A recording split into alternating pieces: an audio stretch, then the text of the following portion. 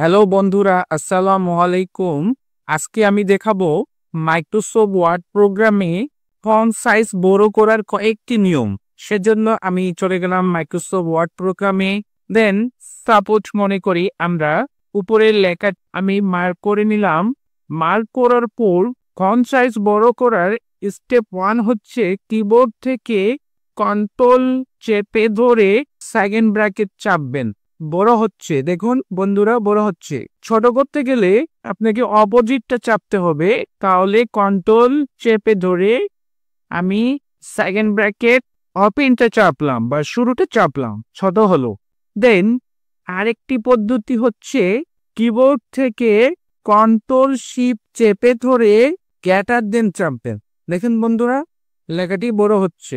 এখন এই লেখাটি যদি আমরা ছোট করতে চাই, কিবোর্ড থেকে কন্ট্রোল শিফট চেপে ধরে লেস দেন চাপবেন। দেখেন আপনার লেখাটি ছোট হয়ে যাচ্ছে। 3 নম্বর স্টেপ হচ্ছে মাউস দিয়ে ফন্ট সাইজ বড় করার জন্য আপনি চলে যাবেন হোমে।